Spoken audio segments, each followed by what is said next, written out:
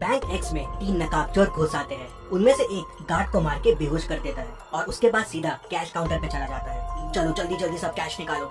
दूसरा सबको हाथ ऊपर करने बोलता है और बंदूक लेके खड़ा हो जाता है। और तीसरा सीधा मैनेजर के केबिन में जाता है। तभी अंदर से 2 गोलियां चलने की आवाज आती है। तीसरा चोर बाहर आता है और बाकी चोरों से कहता है, भागो यहाँ से, भागो, मैनेजर मर गया है, भागो यहाँ से। और तीनों चोर वहाँ से भाग जाते हैं। डिटेक्टिव मेहुल पास में ही था तो तुरंत बैंक में पहुंच जाता है। सिक्योरिटी गार्ड मेहुल को बताता है कि 3 चोर अंदर आए और मुझे मार के बेहोश कर दिया। फिर एक बैंक का वर्कर आगे आता है और मेहुल को और डिटेल्स बताता है। वो बताता है कि 2 चोर यहीं बाहर रुक गए थे और एक चोर मैनेजर के केबिन में घुस गया था। फिर वहाँ से 2 गोलियां चलने की आवाज आई और फिर तीनों चोर भाग गए। मेहुल अंदर जाके देखता है तो मैनेजर की डेथ हो जाती है और लॉकर खुला रहता है और सारे पैसे गायब होते हैं। मेहुल मैनेजर के पास जाके देखता है तो मैनेजर को एक गोली लगी होती है। बाहर मुझे बताया कि 2 गोली चलने की आवाज आई, लेकिन मैनेजर को तो एक ही गोली लगी हुई है। फिर मेहुल यहाँ वहाँ देखता है तो उसे दीवार पे 2 गोलियों के निशान दिखते हैं, लेकिन इन निशानों में कुछ गड़बड़ है। क्या गड़बड़ है, क्या आप सोच सकते हैं?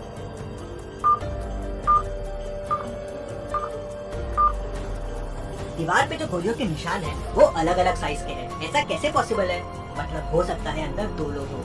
मेहुल देखता है कि केबिन में आने के 2 रास्ते हैं, तो हो सकता है चोर एक रास्ते से आया हो और वो दूसरा वाला आदमी दूसरे रास्ते से। तभी गार्ड अंदर आता है और मेहुल को तीनों चोरों के बारे में क्लू देता है। क्या आप चोरों को वापस देख के बता सकते हैं क्या क्लू होगा?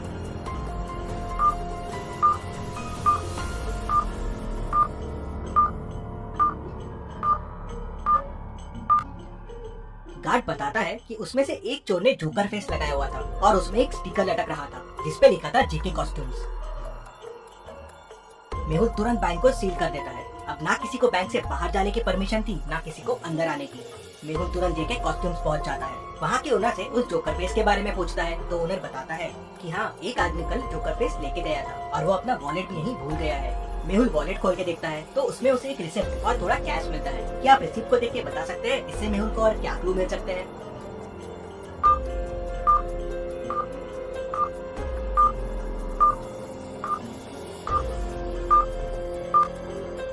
रिसिप्ट एक कैफे की है। शायद मेहुल को कैफे से उस आदमी के बारे में और इन्फॉर्मेशन मिल जाए।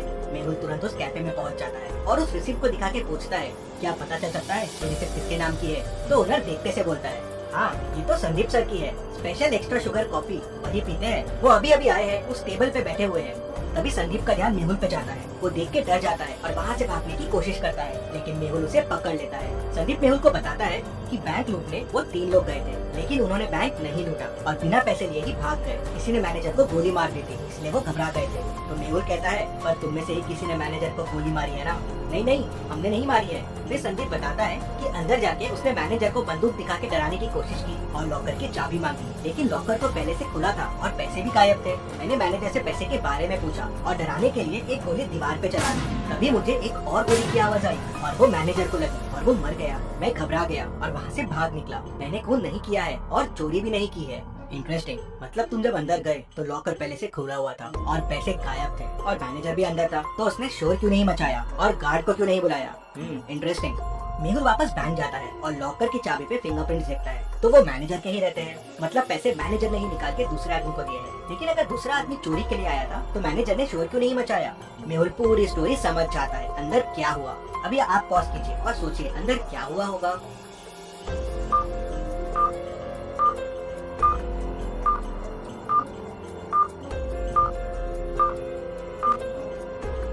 चलिए अब देखते हैं अंदर क्या हुआ था। वो दूसरा आदमी इस कबर्ड के पीछे छुपा हुआ था। जब चोर ने गोली चलाई तब इसने भी कबर्ड के पीछे से गोली चलाई। चोर की गोली तो दीवार पे लगी, लेकिन इसकी गोली मैनेजर को लग गई, जिससे वो मर गया। दूसरा आदमी अभी भी बैंक में ही है और वो बैंक का वर्कर है, क्योंकि दूसरे दरवाजे से बैंक के एम्प्लॉय लोग ही आते जाते थे। मेहुल केबिन से बाहर आता है और बैंक के सारे कर्मचारियों को देखता है और उसे 3 लोगों पे शक जाता है। क्या आप इन तीनों को देख के बता सकते हैं तीनों में से वो दूसरा आदमी कौन हो सकता है? सोचिए और मुझे आपका आंसर कमेंट करके बताइए।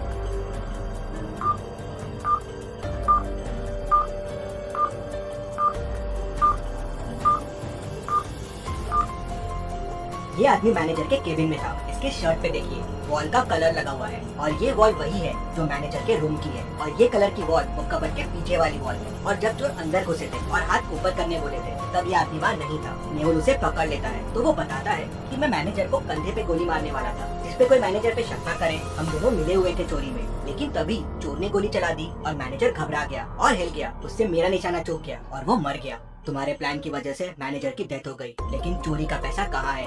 सर, प्लान के हिसाब से मुझे मैनेजर के कंधे पे मार के चोरी करके बैंक से भागना था और फिर पीछे वाली खिड़की से वापस आ जाना था। पैसों का बैग वहीं पीछे वाली खिड़की पे छोड़ देना था, लेकिन मैनेजर मर गया तो मैं घबरा गया। मैंने पैसे यहीं से पीछे वाली खिड़की में फेंक दिए, जहाँ से मैनेजर का पार्टनर पैसे उठाने वाला था। लेकिन ये मैनेजर का पार्टनर है कौन? सर, मुझे नहीं पता है ये कौन है। मैनेजर ने तो मुझे बस पैसे फेंकने कहा था।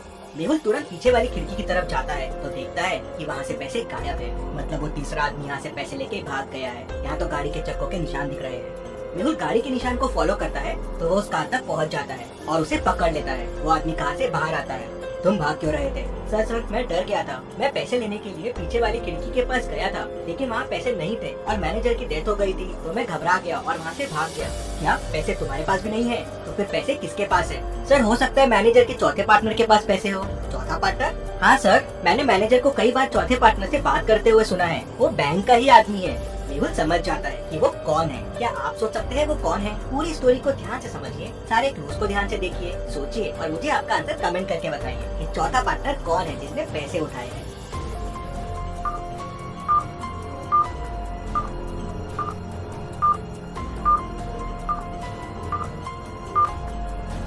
मेहुल तुरंत बैंक वापस जाता है और सिक्योरिटी गार्ड को पकड़ लेता है। पहला, चोर आते से उसे डंडा मार के बेहोश कर दिया था, तो उसका टैग पे ध्यान कैसे गया? मतलब वो नाटक कर रहा था, क्योंकि अगर वो बेहोश था तो मेहुल के आते ही वो होश में भी कैसे आ गया?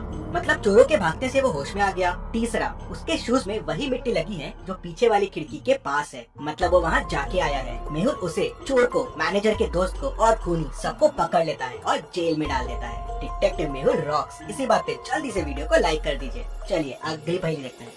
बैंक एक्स का मैनेजर कल किडनैप हो गया था और आज बैंक एक्स में चोरी हो गई। पुलिस मैनेजर को ढूंढ नहीं पा रही थी, तो डिटेक्टिव मेहुल को केस सॉल्व करने के लिए बुला लेते हैं। मेहुल को किसी का कॉल आता है और वो उसे बैंक मैनेजर का लोकेशन बता देता है। मेहुल लोकेशन पे पहुंचता है तो मैनेजर रस्सी से बंधा हुआ होता है। वो मेहुल को बताता है कि कल किडनैपर्स ने मुझे यहाँ बंद कर दिया, मुझसे बैंक के लॉकर्स के कोड पूछे और मुझे यहीं छोड़ के भाग गए। जल्दी से मेरी रस्सी खोलो। क्या मैनेजर सच बोल रहा है? आपको क्या लगता है? मुझे कमेंट में बताइए।